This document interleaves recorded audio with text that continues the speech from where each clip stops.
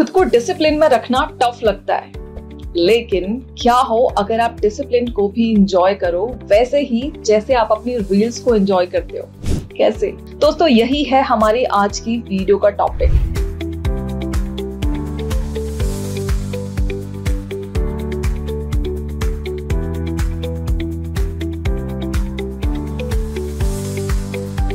दोस्तों वो काम जिनमें हमें मजा आता है, जिनमें थ्रिल होता है, एक्साइटमेंट होता है, वो काम करने के लिए कई बार हम अपने कंफर्ट जोन से बाहर निकल कर भी अनकंफर्टेबल नहीं होते। लेकिन अगर बात डिसिप्लिन की हो तो वही पुराने जमाने के स्कूल के ना खड़ूस टीचर्स की याद आ जाती है। और उसके लिए हम अपनी कंफर्ट जोन में भी रेडी नहीं हो पाते, क्योंकि कंफर्ट जोन एक्चुअली हमारी बॉडी के लिए होती है। लेकिन ब्रेन को क्या चाहिए? ब्रेन को चाहिए मजा, आराम, यानी कि डोपामाइन।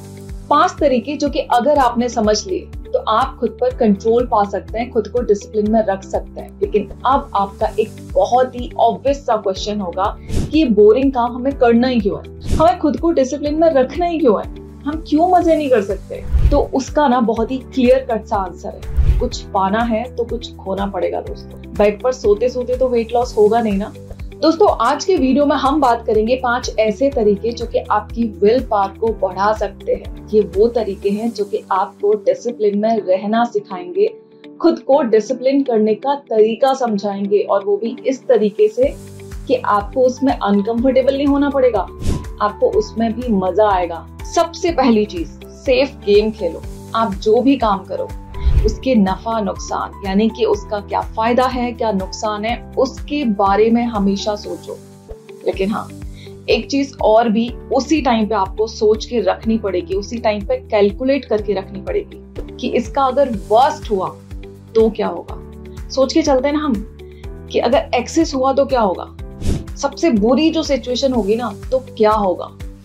उसके लिए भी ना आप अभी से रेडी रहो। और अगर आप उस चीज के लिए रेडी हैं, वर्स्ट के लिए, तो डेफिनेटली आप लाइफ में कुछ अच्छा ही करके निकलेंगे, क्योंकि जो इंसान ना वर्स्ट के लिए रेडी है वो बेस्ट जरूर पा सकता है। दूसरी चीज है दोस्तों गाइडेंस, यानी कि ऐसे लोगों से सलाह लो, ऐसे लोगों का एक्सपीरियंस जानने की कोशिश करो जो कि आपके फील्ड में टॉप में है, या फिर सेम फील्ड में गलतियां करके आगे बढ़ रहे हैं, एटलीस्ट आपसे आगे है। ऐसे इंसान आपको सही सलाह दे पाएंगे। ऐसे इंसान की जर्नी ना आपको मोटिवेट कर पाएगी कि आपको क्या गलतियां नहीं करनी है और कौन सी चीजों को इग्नोर करना है। क्योंकि जरूरी नहीं है दोस्तों जिंदगी में आप खुद गलतियां करो, उन्हीं से आप सीख पाओ।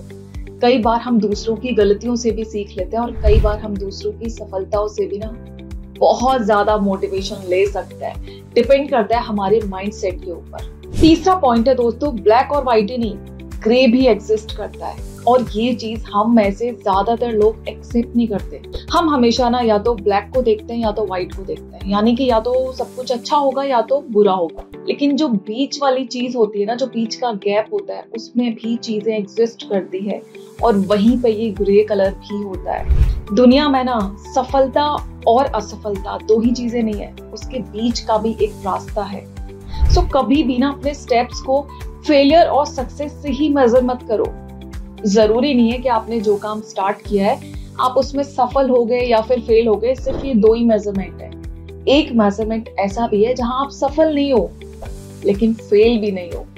आपको फायदा उतना नहीं हुआ जितना आपने सोचा था, लेकिन आपको नुकसान भी नहीं हुआ।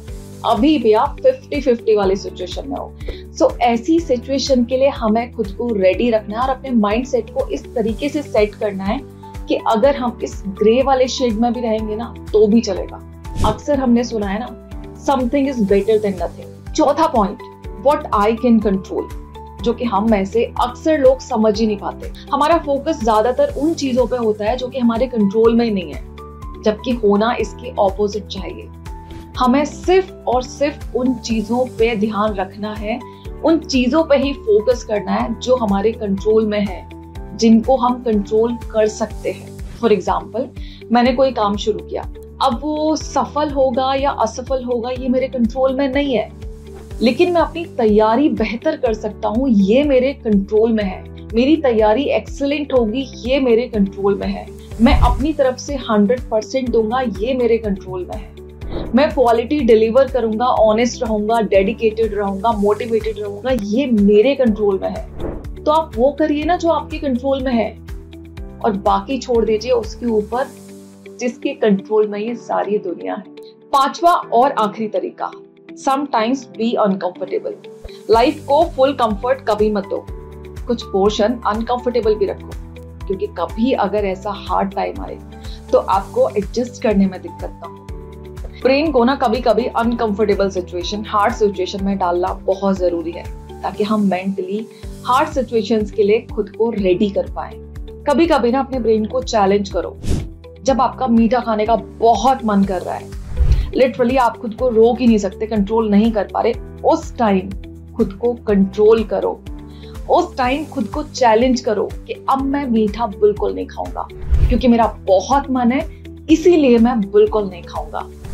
यानी कि उस टाइम आप खुद को कंट्रोल कर रहे हो, खुद के ब्रेन को कंट्रोल कर रहे हो, खुद के सबकॉन्शियस माइंड को कंट्रोल कर रहे हो, जिसको कंट्रोल करना आई नो बहुत मुश्किल है, लेकिन खुद को डेली चैलेंज करो।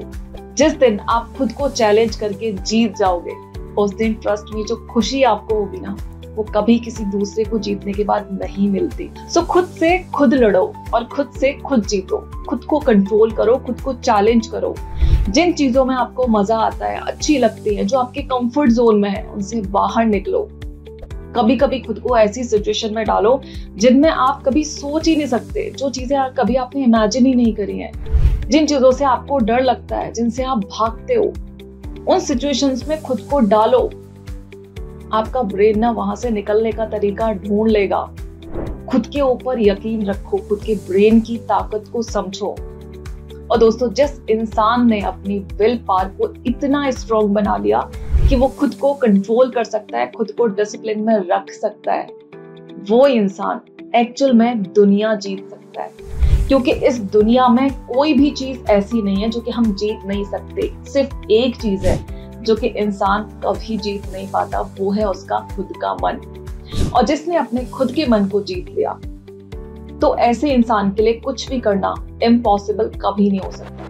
आई होप दोस्तों आज के पॉइंट्स आपको अच्छे से क्लियर हो गए हो और मे बी आपके लिए हेल्पफुल भी हो।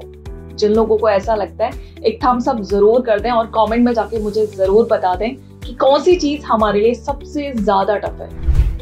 मिलते हैं किसी और वीडियो में किसी और टॉपिक के साथ, तब तक के लिए bye bye, take care, thanks for watching.